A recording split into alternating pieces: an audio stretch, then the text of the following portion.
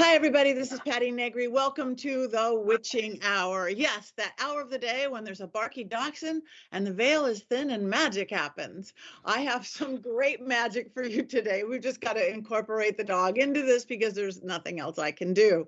But I do have a great guest for you today, a friend of mine, a friend I actually just spent a few days with on a project we can't talk about yet.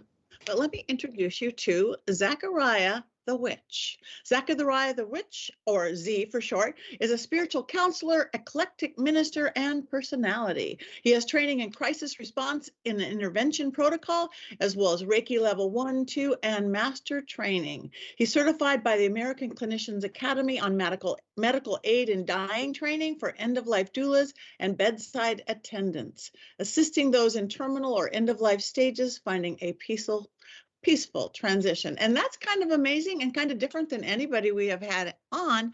And not to mention, I know him personally as a beautiful psychic, medium, reader, and fellow witch. So welcome, Zachariah. Hi, Patty. Thanks for having me. Thank you so much for coming on. Again, we just spent today on a project that we will talk about soon enough, but it was fun and chilly. It was cold. It was cold. But anyway, so how did you find this beautiful path? I guess a question I like to ask some of my guests, this witchy, different left of center way of beautiful living. You mean the crooked path that we're walking on? Beautiful path. I feel like it found me in a lot of ways. I think there was moments in my life that had transpired where it just made sense when I started to meet other witches and I started to meet other people that were practitioners of different varieties. One of the first jobs, if you call it a job, I started doing readings at a shop in a downtown area by the river in Monroe, Michigan, when I was 19. And I didn't know what the hell I was doing, but apparently I was really good at reading. And so it kind of began there, and then it spread into the paranormal world. And then it went further and further and further into other things that I was just I've always tried to just be a student of the world. And I think that's the idea that a lot of people should try to carry, is that there's always something to learn. There's always something that we don't know. And that's a good place to start. Yes, it is. Life is school, and we just keep going. Mm-hmm. And a lot of what you do, like I said, the doula work and the end of life stuff, that's a very interesting choice along the way. How did that happen? It's connected in part to my experience I just talked about on the Holly Weird Paranormal podcast. I had an accident that left me I couldn't walk for almost 2 weeks, and we were thinking that I would never walk again. But all of these significant spiritual things happened to me during that time. And it was almost a reawakening for me because I'd become very, complacent in my spiritual gifts and my spiritual work. And that's the truth. I just felt like I was really like, I didn't really care anymore. I was very, maybe it was ego, but a big part of me died. And I felt as though I had to reawaken. And part of that was meeting chaplains and learning about death doulas and learning about end-of-life care in a more intimate setting. And it brought me an awareness to it where it clicked. You know that moment when you're like, you have that aha, like this is for me. That's what it was. I just felt very called to do it. I felt called to be a part of that part of a person's life. Because even when I was growing up, I was always in like a Lutheran home or a nursing home playing checkers with the elderly, or like playing the piano for them, or there were certain things that just kind of made sense that all came back to me full circle within that span of 2 weeks. So it was a really powerful moment, and I'm very grateful for it. That's beautiful, because I know even now you do volunteer work. You go to places, because you mentioned that the other day. Yeah, I do. I volunteer at a hospital once a week, and I also volunteer. There's some environmental services that I like to be a part of, like park cleanups, trail cleanups.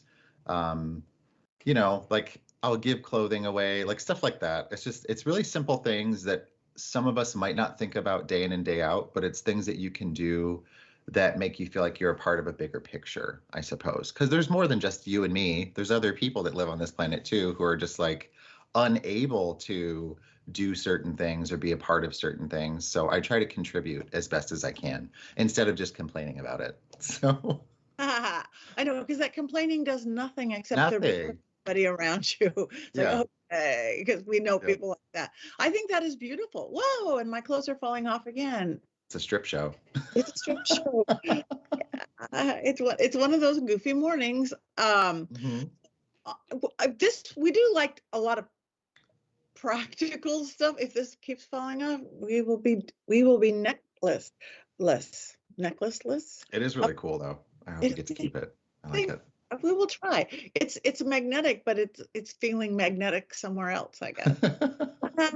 Magic. So anyway, a lot of what we do is practical stuff on this show. And so what are some of the things, for whether somebody's been practicing a while in this, that your day-to-day stuff that keeps you, our path is a different path. We take our life into our hands. We direct our lives. We create our lives. What are some of your regular practices? I'm just so curious, because you do seem calm and together.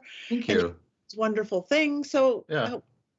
I don't know why I just got chills when you said that. Thanks. you.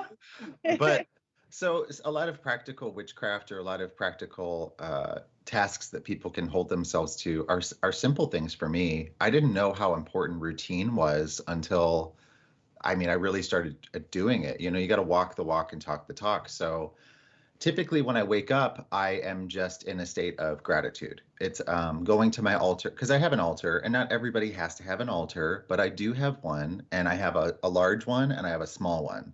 And so the large one is for my day in and day out stuff, of my ancestor photos are there, or mementos are there from people that I loved who are no longer with us physically. I have my deities there, and I give thanks and gratitude to them specifically. And I have certain offerings, such as certain types of incense or certain types of herbs that I'll give to them. And then, of course, as you get more versed in the occult and witchcraft, you learn that certain deities also have days of the week that they're associated with, color associations. There's all these things that you start to find that will make sense as you go along in building your relationship with your higher power. And that's what I call it, is I'm just forming a deeper bond and a deeper relationship with my spirituality, with my relationship with my God and goddess, and with myself, in knowing that I'm so honored to walk this planet and be here today and be breathing and alive. And that's just like a really big one for me, is gratitude in the morning or the afternoon, whenever you wake up. So, whatever that is. But I usually try to think of 3 things that I can say off the top of my head, because then after that, I'm very consistent. A second thing that I do is I'm always pulling a card or some type of divination tool every day, because I think that if you don't use it, you'll lose it. I've always believed that. I've met older astrologers and psychics, like I knew a Romani gypsy woman named Mary Ann, and she was a really well-known Midwest psychic, but over time she kind of gave it up. And she said, it's because I didn't use it anymore, but now I just have to teach people how to use theirs. And I was like, really? That's kind of strange. So Use it or lose it. Like I going use it or I lose it. Yeah. So I use it every day, even if I don't have clients, which lately I've had clients almost every day. So I'm like, I know. Speaking of that, client, I mean, I've got lots of clients, and we do. Do you think that's part of, because the crazy times we live in, the scary times, people just need that much more guidance? I do. I think it's in our human nature to seek the why to things, to find the pattern in things. There's actually going to be a podcast episode that I'm working on my podcast that'll be about signs, symbols, and omens and patterns. And I really think that it's a topic where I get so many messages from baby witches, especially, where they're like, I saw a yellow butterfly today. What does it mean? And it's like, it doesn't always have to mean something, but if it's drawing your attention, yeah, there's probably some significance to it. There's something about it that it represents for you. But yeah, I've been getting a lot of clients, and a lot of their life questions, a lot of their deep probing ideas. Man, it feels different in the last couple of years. And I think it's because of all the stuff that's going on. I really do. Yeah, I do too. I do too. Again, people feel more lost, more confused. So you just need somebody with some form of wisdom. Yeah. You know what though too, Patty? I've noticed that some of the people, they're also, it's in a way more awakened to certain things that I haven't heard people talk about. Like I can't tell you, I mean, even the work that we've done together, isn't it interesting how many people are so into the paranormal now and how many of them are so ready to just see what's out there, even if they're like Christian or, you know, some Judaism type faith, like they're very much like, what is it? What comes after life? That's something that I've noticed too, is like even the people who you think would shun what we do, they're still really interested and they still want to know. I know. I do talk about it. It's so obvious. Paranormal's getting bigger and bigger. Paranormal shows are not going away. Now there's Yeah. networks. I have a network. I really think it's almost like a new religion. But for Yeah. people who don't want religion, people traditionally, people when times are scary throughout history go back to their faith. I'm going to go to church. I'm going to go to temple. Yes. Whatever. That's not keeping up for everybody. Sometimes some traditional faiths like aren't keeping up. So more new age faiths, more, some people are discovering paganism, witchcraft, occult, crystals, whatever that is. But there's still a whole group of people that I don't want religion and I don't want spirituality. I just want to know there's something more than I see on my TV screen every day. Well, that's kind of like the spiritualist movement when it began back in the 1800s. I think we're revisiting that period of where we're trying to explain spiritual phenomenon with science even more so. There's more parapsychologists on the planet. There's more metaphysicists. There's more people understanding the depths of real astrophysicism and like things that quantum physics have explained so many things within the spiritual community about, like the God particle, for example, about how things will change when they're observed or thought about. Or like the phenomenon of bilocation or being in two places at once. There's a phenomenon in quantum physics of entanglement where two things are happening to the same thing in totally different parts of the universe. And it's like, that's interesting because all the sages and the yogis and the wise ones have been talking about these things, but they didn't talk about it in scientific terms. So I'm really excited, and I think you're right. I think we're on the precipice of this whole new door being kicked open of the merging of those realms and the merging of understanding how it works, and maybe even more so how to tap into it. You know, like it might be so accessible that it's freaky to people. Yeah, They just wake up and they're like moving shit with their mind. Right. And I do. Science and spirituality is crashing together with all sciences, and it's great. And somebody like, old wise one said, yeah, we knew that all the time. The time. Yeah. I mean, of course we knew that. So it is exciting. And I think what we get, and I, and right now within reason, but we're witches, so we could sometimes pass that, you have to work within the laws of physics, like, yes. But I don't know that that's always going to be. Once we use that other 90% of our brain, we might really be able to. Yeah. I think the sky's going to be the limit. It's exciting time to be here. Well, even the 90% theory, it's not that we don't use our whole brain. It's that we don't have ways to access the pathways all at once within that framework because it's so compartmentalized. And that's what I find interesting in psychology is the use of understanding different plant medicines that our ancestors used and why they had such profound spiritual effects on us and what it does to your actual mind and consciousness. And that's a lot of what you're talking about, where it's like, it seems as though we're just a step away from having the full access to everything that we could achieve, but there's something limiting us. And a lot of the time it's ourselves. It's our perception of the world around us.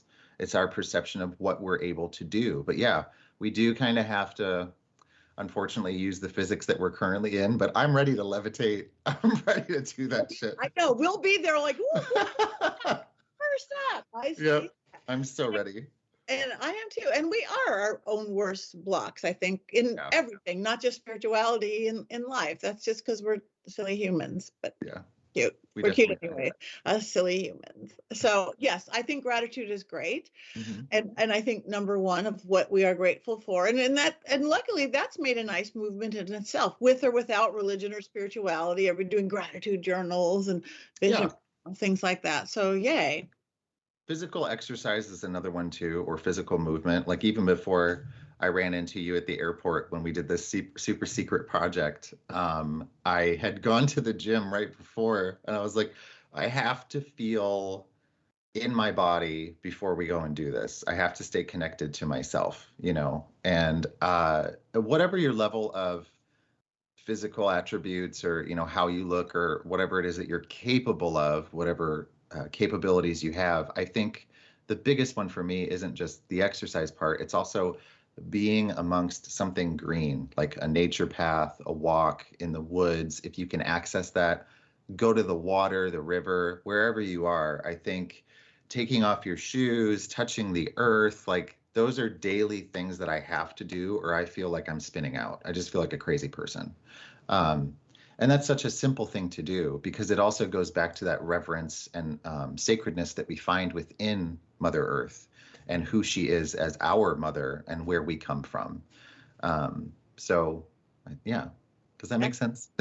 It's my philosophy exactly. I start off every day outdoor. My workout is up at Lake Hollywood we count the turtles.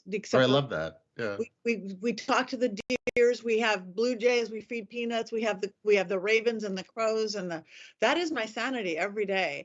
And if I'm out of town for too many days in a row, I start like, hey, both I could do the exercise in a hotel room, but it's the nature and early man was so connected to this, and we're not. Our modern world, we're living in these air controlled, light controlled, temperature controlled, everything buildings, and we've gotten so out of touch. So that is my church, getting outdoors every day. And it doesn't matter where you live. You could live in New York or Chicago or LA like we do. There's always a park. Yeah, there's always a tree. There's something, Even in Arizona in the desert, I was like, that's wide open nature. It might not look alive, but it is. It is. Yeah. It's got killer pigs. Oh yeah, the javelinas, they're so scary. They're so scary. That is my funniest ghost adventures when I was like, no one was there yet. And the one guy was there is like, watch out for killer pigs. I'm like, what? Oh my God. Up javelina. And then watch out for scorpions. I go, what? Watch out for valley fevers. What? Yeah. Give me the ghosts. It's a lot. There's a lot out there. It gets really volatile because everything is fighting to survive. So you got to think of it that way. Yeah, because it's hot. Yeah. And it's cold, and it's all those other things. It's a harsh environment. that it is a harsh environment, but it's beautiful. And so that's to me. If you could do something altar, I have my whole house is filled with altars. If that feels right to you, but get outside. Yes. I'd look up at the sun, at the moon. Yeah, and if you have your own yard, your own house too. I also have a fire pit that we built in the last few years, and that outside also has an outdoor altar for ritual use. And so even to say that out loud, I never thought that I would get that in my life. I'd have the chance to do something like that, and I'm so glad that I have that. Okay, nice. Fire pit party at Zachariah's house. Yeah, absolutely. I love that. So anyway, we are now into the holidays. We've just moved into the holiday season. Do you have any ideas for people? I know this is a goofy time because people have high expectations, whether their spiritual side or not. Life kind of crashes in on us. Do you have any thoughts or what good things for people to get through the holidays? Yeah, whether or magically wise or I'm a thrifty witch in a lot of ways. I think that crafting, that's the whole point of the craft, is to create and make your own tools and implements. So if you're going to do any gift giving ideas, there's a lot of things that you could do. Like you could create charged candles and gift bags. There's a lot of stuff that I've been able to find at the thrift store, the 99-cent store, the Dollar Tree, where if you just take it home and modify it, you can put your own witchery and magic into it. Because I think the point of Yule was also the idea that you're giving a gift to a person to show them that you don't mean them harm and that they have value in your life. Originally, there was a lot of associations with, I'm a large landowner, I'm going to give you this gift around this time of the year so you don't rob me blind or take my cows and my sheep, But it was also to build community. And I think spending time with people can be an easy one. But the obligations that people put on others during this time of year, you kind of just have to let it wash over you and roll off your back. It's not really, that's not what it's about. And I think you have to find your own meaning for this time of the year and what it means to you and how you value that part of yourself. So yeah, if you want to do gifts, sure, make your own. I think that's the easiest thing to go about doing.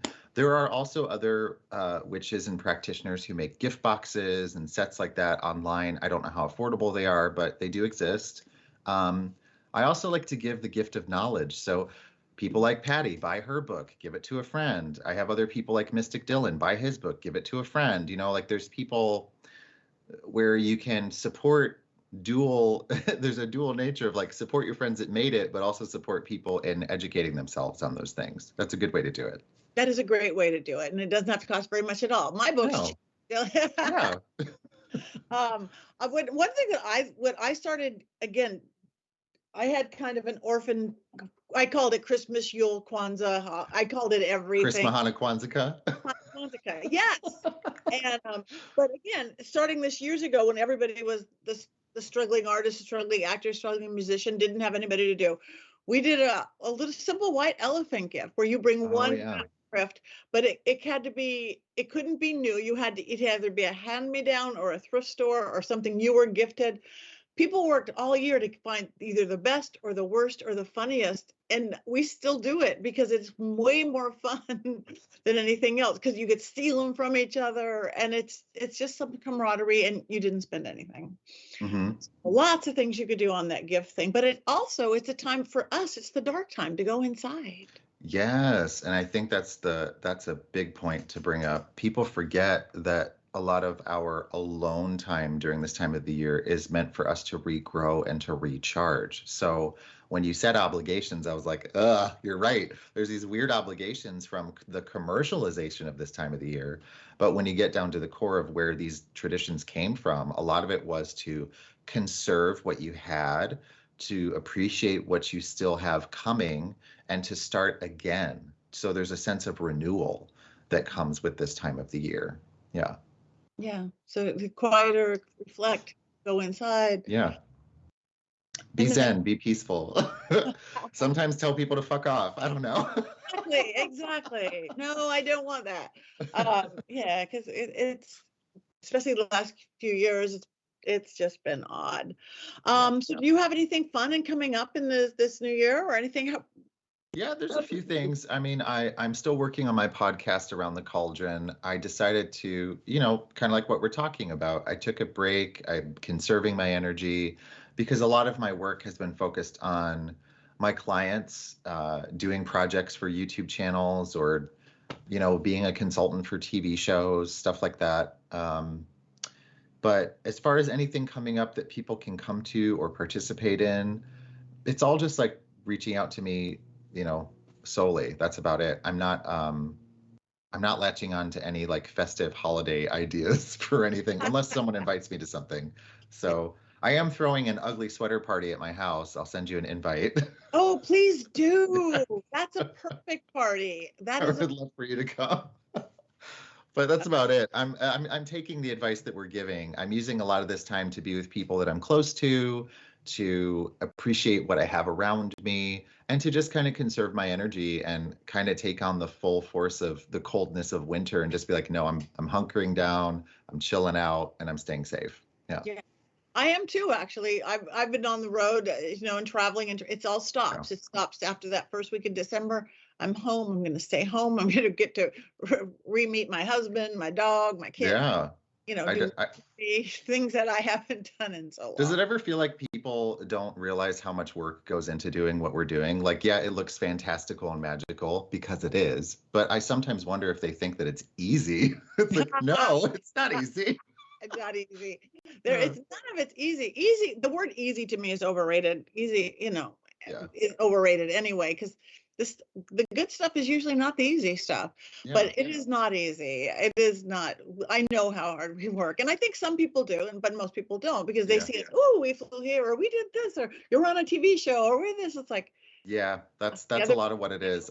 I think they're associating it with those things, and it's like, well, that's not all that it is. Like, there's so much work that had to be put in and chipping away to get to this point of traveling and doing all the stuff that we've been doing. We didn't just magically get here. Magic helped, but we didn't just magically get here. The little nose thing, I'm still working on that. Yeah, Samantha. Yeah. Yeah. Working on that. No, we do our due diligence and continue to, and you can't even let that slack. So but it is fun, and and I am grateful for all of it, even Same. the freezing your butt off in 12 degrees. Oh my God, I know. I can't wait for people to see that. I know, because everybody told me I was like shivering like this for hours on end. We all were though. Yeah. But it was good. I know that's our secret. You guys just have to stay tuned. So,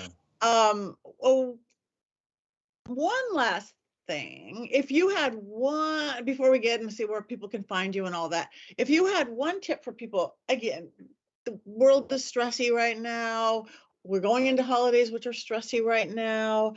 A lot of people, like you even said that you went to this thing where your faith got weird, and a lot of people are. It's like, will I ever work again? Is trumping, I hate that word, but the fact that, because they're in the tour industry and they can't, their spiritual path.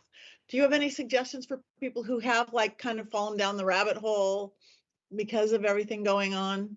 Sometimes the best thing to do when you're lost is to admit that you're lost. You just say, I don't know what the hell I'm doing. I don't know where I'm going. I don't know what I want. And I need help. I talked about this recently on a podcast as well about being vulnerable. Vulnerability is powerful. And when you can look around you by being vulnerable, you either see who's there to help and who's there to harm. And that's what kind of gives you balance again, is understanding that you need to gravitate towards the people that uplift you, help you, give you constructive criticism, give you the assistance that you need in your time of being lost and unsure of yourself. And, I'm saying that as a person who is surrounded by loved ones or people that I've chosen as my family. On the flip side, if you're someone who's alone, somebody who lives alone, walks alone, does things alone, you still have to be vulnerable in that sense of saying to the world and to yourself, I really don't know what I'm doing, and I don't know how to figure it out, and I need to find peace with that. And usually that's when the answers start to flow. It's like things start to come to you. You start to have interactions with people you never would have had interactions before. It's just an interesting process to be a part of, but you have to be a willing participant. You have to be humble in that way of being vulnerable. And so, this time of the year, being vulnerable with yourself might mean saying, I don't like hanging out with this person, so I'm just going to say, I don't want to see you. Yeah. Instead of being like, oh, all these excuses. It's like, just be honest, for fuck's sake. Oh my God. I know people are like so afraid of this and that. Well, no, I'm going to do my laundry and this and that. And again, the being vulnerable is also being aware. It's like, no, I'm fine. It's like we need that awareness to everything. So, It's such a weird thing today. It just keeps coming up. This never happens. Ooh, haunted. Ooh, it's haunted. All right. Last time with it on. So before we go, and before I take off any more of my layers, Zachariah, tell people where they can find you, social media, websites, etc., etc., etc. Of course, my website is www.Zachariah The Witch. My Instagram is Zachariah The Witch. And my Instagram and my website both have the links to all of my other social, like TikTok, anything else that I might be using. I will be making YouTube videos again eventually. There's also my podcast called Around the Cauldron. It says #Around the Cauldron. That's just the way the title works because it started on Instagram. But it's pretty easy to find me once you go to my website or my Instagram account. So. Okay, so you guys, this is a beautiful man. I highly recommend it. His magic, his beauty, you will see it right away. And so thank you for bringing your magic to the witching hour. Thanks. This was great. This is a good magical way to start the rest of my day. Me too. Visiting the witching hour. That's the